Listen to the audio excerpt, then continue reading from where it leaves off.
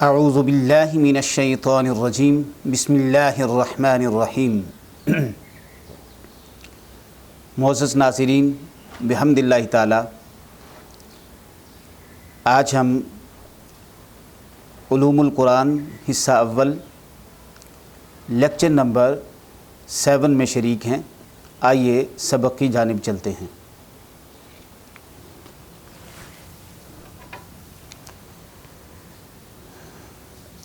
متشابہ الصوت حروف، ایسے حروف جن کی آواز آپس میں ملتی جلتی ہے۔ امید کرتا ہوں کہ آپ نے زبانی یاد کر لیے ہوں گے اور ان کا تلفظ بھی سیکھ لیا ہوگا۔ آئیے میں دہرا دوں۔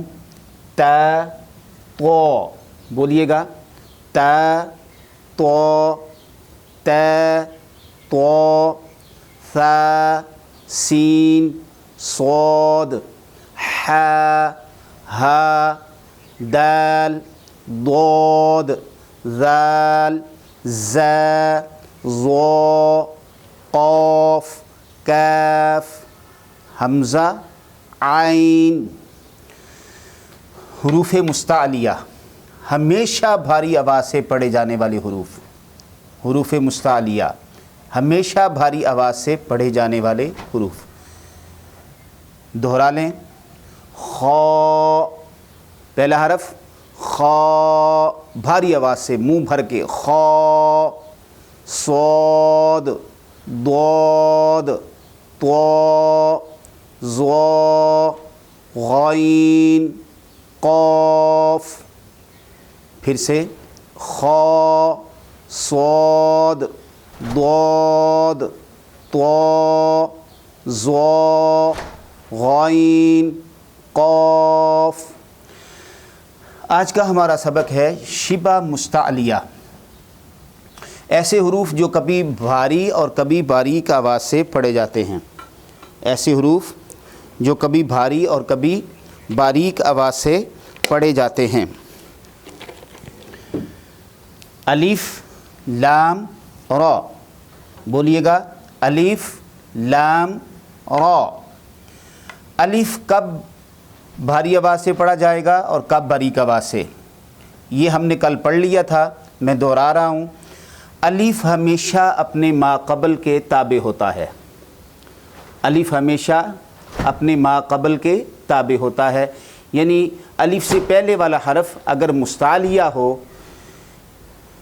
یعنی ان مستعلیہ حروف میں سے اگر کوئی الف سے پہلے ہو تو الف بھی مستعلیہ کے ساتھ مل کر مستعلیہ ہی پڑھا جائے گا، یعنی اس کو بھی پھر بھاری آواز سے پڑھیں گے۔ جیسے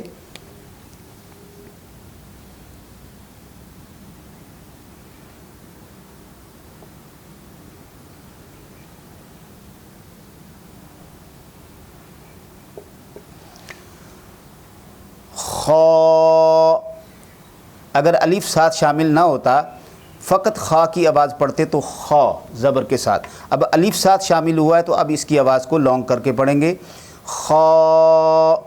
اسی طرح صاد کے ساتھ جب الف کو ملائیں گے تو کھینچ کر کے لانگ کر کے پڑھیں گے، صا، ضا۔ اسی طرح طا، ظا، غا، قا۔ الف کے ساتھ شامل ہونے سے الف بھی مستعلیہ کے ساتھ مل کر مستعلیہ پڑھا گیا۔ اور اگر الف سے پہلے حروف مرقق یعنی باریک پڑھے جانے والے حروف، ان میں سے کوئی حرف آ جائے تو الف بھی اس کے ساتھ مل کر باریک پڑھا جائے گا۔ جیسے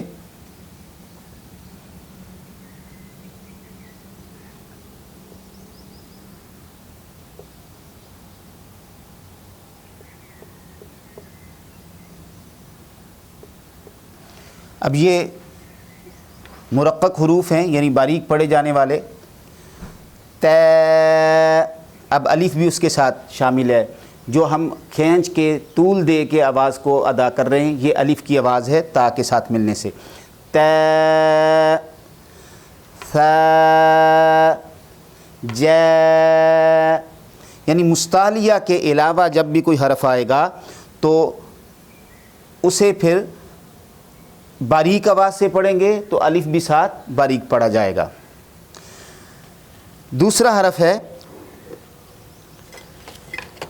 لام لام لام کے لیے ایک چیز یاد رکھیے، اس میں جلالت، اس بات کو یاد رکھ لیں، اس میں جلالت، اس میں جلالت کہتے ہیں اللہ تعالیٰ کے نام کو۔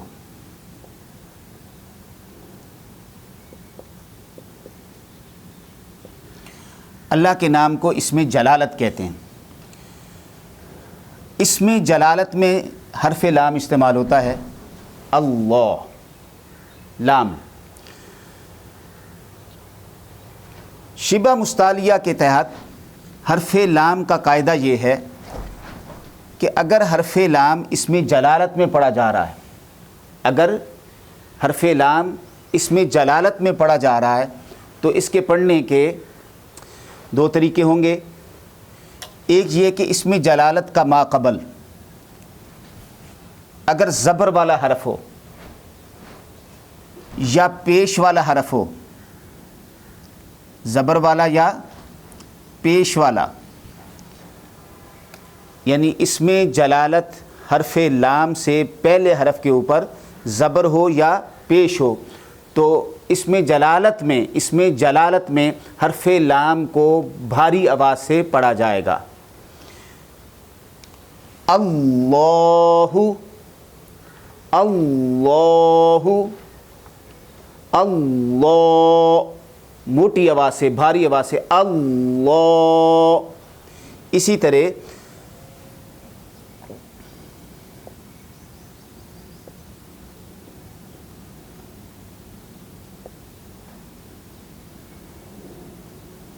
رسول اللہ، لام کی پیش کو اس میں جلالت سے جب آپ نے ملایا تو پیش کی وجہ سے اس میں جلالت بھاری آواز سے پڑھا جا رہا ہے، رسول اللہ۔ اگر اس میں جلالت سے پہلے حرف کے نیچے زیر آ جائے، اگر اس میں جلالت سے پہلے حرف کے نیچے بولیے زیر آ جائے، یہاں بھی دیکھیں یہ اس میں جلالت ہے، اب اس میں جلالت سے پہلے حرف کے نیچے کیا ہے؟ زیر۔ اب باریک پڑھا جائے گا، اب بسم اللہ، بسم اللہ، اب دیکھیں کتنا فرق پڑ گیا، کہاں اللہ، رسول اللہ، من اللہ، فاللہ، اور کہاں اللہ تعالیٰ کے اسم مبارک سے پہلے اگر زیر آ جائے تو پھر باریک، بسم اللہ، بسم اللہ، اعوذ باللہ۔ اکثر لوگوں کو سنا گیا ہے وہ یوں پڑھ دیتے ہیں اعوذ باللہ، تو یہ غلط ہے۔ حالانکہ باللہ پڑھنے میں کوئی تردد نہیں ہے، کوئی مشکل نہیں ہے، بالکل آسان ہے، صرف نالج نہیں ہے، معلوم نہیں ہے، سیکھا نہیں ہے، قواعد کا پتہ نہیں ہے، اس لیے ہم غلط پڑھ رہے ہوتے ہیں۔ اور قواعد میں بعض اوقات ہم ایسی غلطیاں کر رہے ہوتے ہیں جن کو تجوید میں لحن جلی کہتے ہیں، اور لحن جلی کا ارتکاب انسان کو ایمان سے بھی خارج کر دیتا ہے، اس حد تک معنی میں تبدیلی آ جاتی ہے، حرف سے حرف بدل جاتے ہیں۔ جب آپ حروف کی صحیح پہچان کے ساتھ اور صحیح تلفظ کے ساتھ حروف کو ادا نہیں کرتے تو حرف کی جگہ دوسرا حرف پڑھا جا رہا ہو تو پھر اس سے معنی بدل جاتا ہے۔ اسی طرح کسی حرف کو گھٹا کے پڑھنا تھا، اس کو آپ نے بڑھا کے پڑھ دیا، اس سے بھی فرق پڑ جائے گا، اس سے بھی معنی کے اندر تبدیلی آ جائے گی۔ تو بہت ساری چیزیں آگے چل کے ہم پڑھیں گے، ان چیزوں کا خیال رکھنا، ان چیزوں کے مطابق فہم حاصل کرنا، سمجھنا تجوید کے مطابق ہر مسلمان مرد و عورت پر فرض ہے، فرض ہے، فرض ہے۔ مگر ہمیں تو نماز تک بھی درست انداز سے پڑھنا نہیں آتی، ہمیں تو کلمات تکبیر بھی درست ادا نہیں کرنے آتے، ثنا درست نہیں آتی، کلمہ طیبہ درست نہیں پڑھنا آتا، سورہ فاتحہ درست نہیں پڑھنی آتی، اور ہمیں اس پر کوئی افسوس بھی نہیں ہوتا، ہمیں اس پر کسی قسم کا کوئی احساس بھی نہیں ہوتا۔ الحمدللہ، الحمدللہ، آپ کو اتنا آسان انداز کے ساتھ قرآن کریم کا درست پڑھنا سکھایا جا رہا ہے۔ ضرورت صرف اس امر کی ہے، وقت نکالیں، سیکھیں، پوری محنت لگائیں، کوشش کریں، اس پر اجر بھی ملے گا اور آپ قرآن کریم بھی درست انداز سے پڑھنا سیکھ جائیں گے۔ تو حرف لام اگر اس سے پہلے اس میں جلالت میں زبر یا پیش ہو تو بھاری آواز سے پڑھیں گے، اگر اس میں جلالت سے پہلے حرف کے نیچے زیر آ جائے تو باریک پڑھیں گے۔ اس کے علاوہ اس میں جلالت کے علاوہ حرف لام ہمیشہ باریک پڑھا جائے گا، اس میں جلالت کے علاوہ، یعنی جیسے آپ کوئی بھی لفظ جس کے اندر لام آ رہا ہو،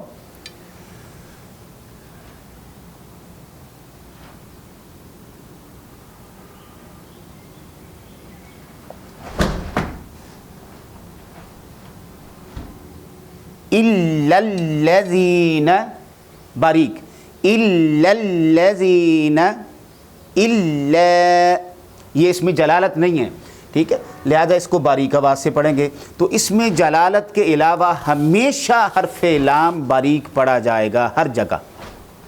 بہت شکریہ۔ آج کے سبق میں ہم نے شبہ مستعلیہ میں حرف لام کی پریکٹس کی ہے، اس کے قواعد سیکھے ہیں۔ تو جہاں ہم نئے قاعدے سیکھیں، سبق میں آگے بڑھیں، وہاں پچھلے اسباق کو دہرانا، یاد کرنا اور اس کو پریکٹس کرتے رہنا، اس کی مشق کرتے رہنا، یہ بھی از حد لازم اور ضروری ہے۔ اللہ تبارک و تعالی ہمیں قرآن کریم سیکھنے، دوسروں کو سکھانے کی توفیق مرحمت فرمائے۔ السلام علیکم ورحمۃ اللہ وبرکاتہ۔